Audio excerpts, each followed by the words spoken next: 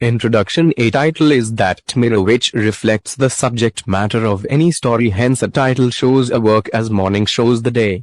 O. Henry is famous for his psychological life-changing masterpiece The Last Leaf, which is characterized by dedicated subject matter, few touchy characters and the title.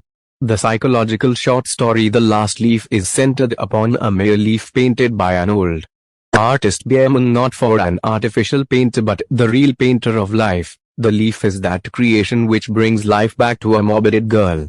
The story is about two friends, Sue and Johnsy. They become friends with each other and start living in a little district of Washington Square in the Greenwich Village, where most of the artists settle and eke out their struggle for existence. In the month of November, a deadly disease named pneumonia, a cold, unseen stranger appears in the village. The disease lays its icy hands upon many, and Johnsy was the other name to fall spread to pneumonia. Psychological problem of Johnsy. The Gift of Magi, another masterstroke by O. Henry, is about a genuine story of truth and sacrifices in the past of Jim Deller. So, in The Last Leaf, it is obvious that O. Henry will do much with the title. Johnsy falls prey to pneumonia and starts to count the wheels of her death chariot. She associated her life with the ivy leaves which were falling off the ivy vine thick and fast. When the last one falls, I must go too, believes Johnsy, and this belief drives her companion Sue to frustration and hopelessness. Behrman. As a life artist, Behrman, an old artist, used to live in the same building with the two young girls. As an artist, he is still hopeful of creating a masterpiece. For the last 40 years, he has been waiting to start it but fails to do that. This Behrman agrees to be a model for Sue, and the frustrated Sue shares the sad story of the suffering of her friend Johnsy with the old artist.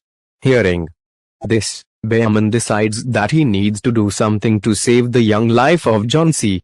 On the other hand, Johnsy's condition is deteriorating thick and fast, and as far as the chance of her regaining, according to the doctor, is 1 in 10. Masterpiece of Behrman. On a stormy night, the last ivy leaf from the vine. In the next morning, Johnsy very eagerly asks Sue to open the window to see what happened with ivy leaves. But that was a miracle. Johnsy faces a bolt from the blue as the lead is still clinging to the vine. Johnny says to Sue, I thought it would surely fall during the night. It will fall today, and I shall die at the same. This situation not only changed the life of Johnsy but also the reader's. How does the last leaf cling to the vine after that strong storm? Johnsy starts believing that if a trivial thing like a leaf can withstand such a terrible storm, then she, too, can defeat the thought of death by her strong willpower. So, she comes and says, something has made that last leaf stay there to show me how wicked I was. It is a sin to want to die. Question and answer. Now, the question is, what is this something? The reply to the question is that the leaf on the vine is not the natural leaf but an artificial one printed by the Behrman.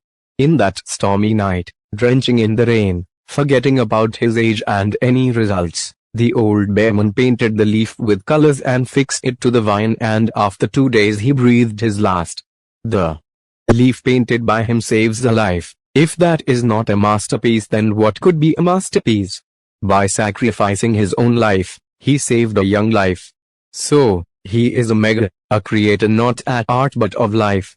Rightly Sue says, darling, it's Behrman's masterpiece. He painted it there the night that last lead failed.